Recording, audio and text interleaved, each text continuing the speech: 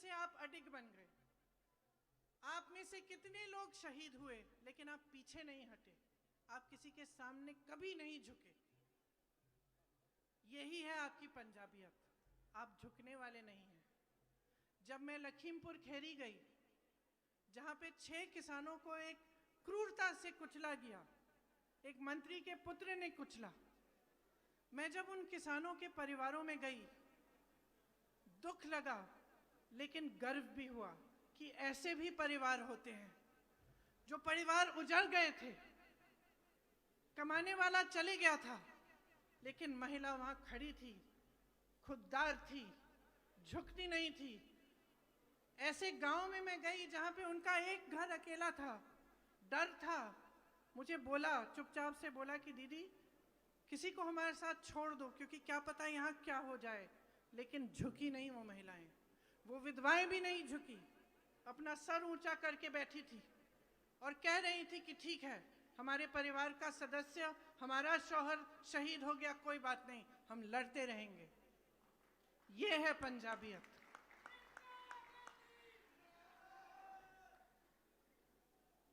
यहां पर आज चुनाव चल रहे हैं, बहुत तमाम पार्टियां आपके सामने आ रही हैं। कुछ को तो आप अच्छी तरह से पहचान रहे हैं। भाजपा की मैं बात कर रही हूं।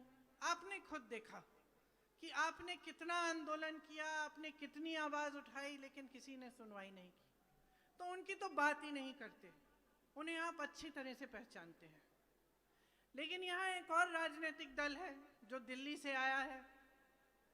अब उनको आप सही तरह से पहचान रहे हैं कि नहीं, इसके बारे में आपसे मैं पूछना चाहती हूँ। देखिए, आपके सामने दिल्ली का मॉडल दिखाया जाता है बड़े बड़े विज्ञापनों पे, और आपके पास लोग आकर प्रचार करते हैं कि दिल्ली का मॉडल देखिए, दिल्ली की सरकार देखिए। मत भूलिए मेरे भाइयों और बहनों, एक बार पहले एक ऐसे मॉडल का प्रचार हुआ था 2014 में, जब भाजपा की केंद्र में सरकार बनी थी, तो गुजरात मॉडल के आधार पे बनी थी। उसी तरह से जिस तरह आपके सामने आज प्रचार हो रहा है, बड़े बड़े विज्ञापन थे, इतना विकास हुआ है गुजरात में, बिजनेस आसान हो गया है, गरीब नहीं है, सब अमीर हो रहे हैं, सब खुशहाल हैं, किसान खुशहाल हैं, रोजगार ही रोजगार है। और क्या हुआ? वो मॉडल सिर्फ विज्ञापनों में था। आपको एक ऐसी सरकार मिली जिसमें रोजगार घटे, आपको एक ऐसी सरकार मिली जिसने किसानों को कुचल डाला, एक ऐसी सरकार मिली जिसने शिक्षा, सेहत के कोई संस्थान नहीं बनाए। और दिल्ली की असलियत भी अलग नहीं है। जो आम आदमी पार्टी है वो उभरी कहाँ से है? वो उभरी ही आरएसएस से है। आम आदमी पार्टी के नेता खुद कहते हैं कि हम भाजपा से बड़े भाजपा हैं। दिल्ली में सेहत संस्थान, शिक्षा के संस्थान के नाम में कुछ नहीं है। आपको बताया जाता है कि बढ़िया बढ़िया स्कूल बने हैं। जरा आइए दिल्ली आके देखिए क्या बना है, दिल्ली वालों से पूछिए कि कैसे जी रहे हैं। तो आज का जो माहौल है, आज जो आप परिस्थितियां देख रहे हैं, इसमें आपको जो राजनीतिक दल हैं, जो नेता हैं, इनकी असलियत पहचानने की बहुत ही महत्वपूर्ण जरूरत है। जब तक आप असलियत नहीं पहचानेंगे, तब तक आप सही निर्णय नहीं ले सकते। ये सच है कि 5 सालों से हमारी यहाँ सरकार थी। ये सच भी है कि उस सरकार में कुछ खामियां थी, कहीं रास्ते में भटक गए। वो सरकार पंजाब से चलनी बंद हो गई, वो सरकार दिल्ली से चलने लगी, और दिल्ली में भी कांग्रेस पार्टी से नहीं, लेकिन भाजपा और भाजपा की सरकार द्वारा चल रही थी। वो जो छुपी हुई साठगांठ थी, वो आज खुले में आ गई है। इसीलिए हमें वो सरकार बदलनी पड़ी, इसीलिए हमें एक नई राजनीति आपके सामने लानी पड़ी।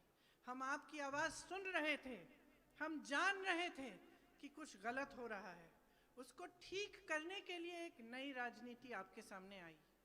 उस नई राजनीति में आपको एक ऐसे इंसान, एक ऐसे शख्स मिले, चरणजीत सिंह चन्नी जी, जो आप में से उभरे, जो आपकी तरह हैं।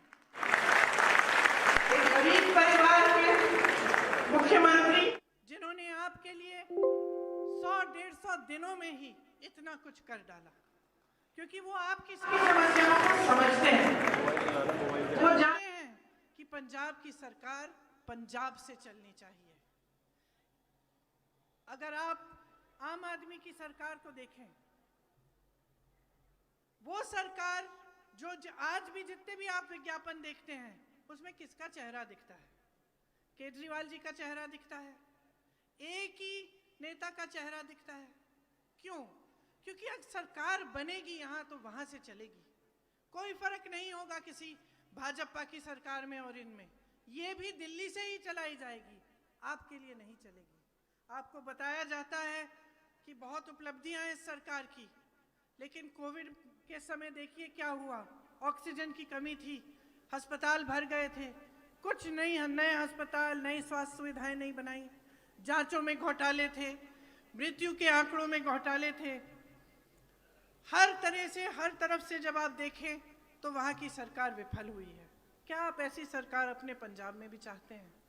या आप एक ऐसी सरकार चाहते हैं जो अपनी गलतियों को समझते हुए लेकिन एक नई राजनीति को उभारे? आपने देखा है कि मात्र 100-150 दिनों में कितना काम किया गया है।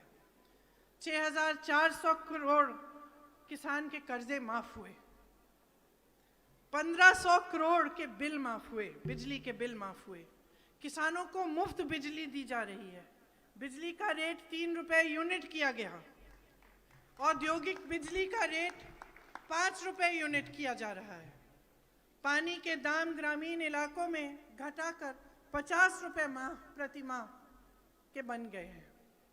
शहरों में जो वाटर सप्लाई है, सुएज है, उसमें 700 करोड़ के बिजली बिल माफ किए, गौशालाओं में बिजली बिल माफ किए, पेट्रोल डीजल के दाम घटाए गए, 3.5 लाख जो कंस्ट्रक्शन के श्रमिक हैं उन्हें 3,100 रुपए दिए प्रति माह।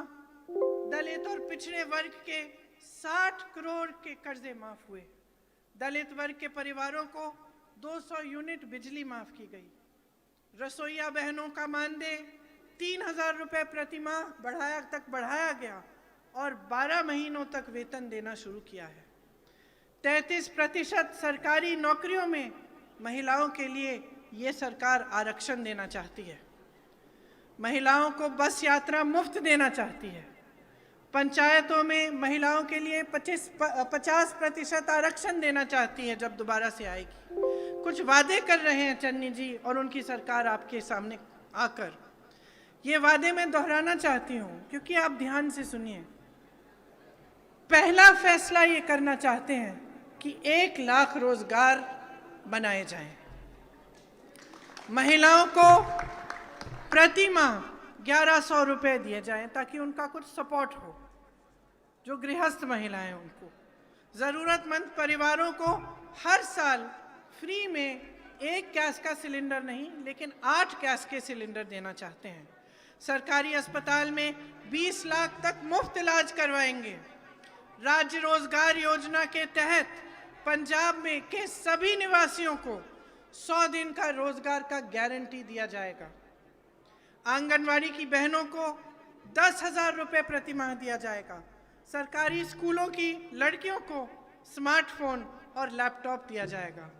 तो ये सरकार जो इतना सारा कुछ करना चाहती है, ये सिर्फ चुनाव के समय आपको ये कहने के लिए नहीं आए हैं, इनका दिल आपके लिए धड़कता है।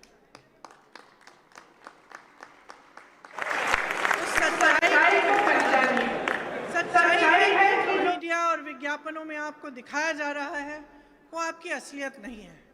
सच्चाई ये है कि चाहे भाजपा की नीतियां हों या दिल्ली में आम आदमी पार्टी की नीतियां हों, इससे पब्लिक की कोई भलाई नहीं हो रही है, इससे आपका विकास नहीं हो रहा है, आप आगे नहीं बढ़ रहे हैं। आप अपने बच्चों को बड़ा करते हैं मेहनत की कमाई से, खून पसीने से। आप किसान हैं, आप मजदूरी करते हैं, आप छोटे छोटे कारोबार खोलते हैं, छोटे बिजनेस हैं आपके। उनकी मदद के लिए एक सरकार चाहिए, एक ऐसी सरकार जो आपके छोटे बिजनेसों को, आपके छोटे दुकानों को मजबूत बनाए। आपने जितने संकट देखे हैं कोविड के समय, लॉकडाउन के समय, बेरोजगारी की वजह से, उनको दूर करने का काम करे। तो हम आपको एक ऐसी सरकार देना चाहते हैं। और मैं आप सबसे आग्रह करना चाहती हूँ कि जब आप वोट करने जाएंगे तो जो आपके नेता हैं, राजनीतिक दल हैं, उनको आप पहचानिए। आपको एक नई सरकार चाहिए तो एक नई सरकार आपको कांग्रेस में ही मिलेगी। आपको ऐसे नेता मिलेंगे जो दिन रात आपके लिए काम करेंगे, कर रहे हैं। मैं अपने अनुभव से आपको बता सकती हूँ, चन्नी जी का कभी फोन नहीं मिलता। बोलते 3 बजे सुबह आया था, मैं 6 बजे सुबह चले गए। सुबह से शाम तक, सुबह होने तक आपके लिए काम करते रहते हैं।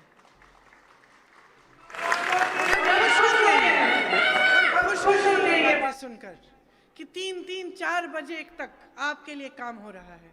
उनको एक मौका दीजिए, आपके हित के लिए एक सरकार बनाने का एक मौका दीजिए, पंजाब को फिर से मजबूत बनाने का, उस पंजाबियत को जिस पर आप सबका गर्व है, हम सबका गर्व है, उसी को उभार के मजबूत बनाने का।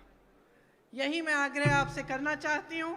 आपने बहुत ध्यान से मेरी बातें सुनी, इसके लिए आपको बहुत बहुत धन्यवाद। जय हिंद, जय पंजाब और सत श्री अकाल। धन्यवाद।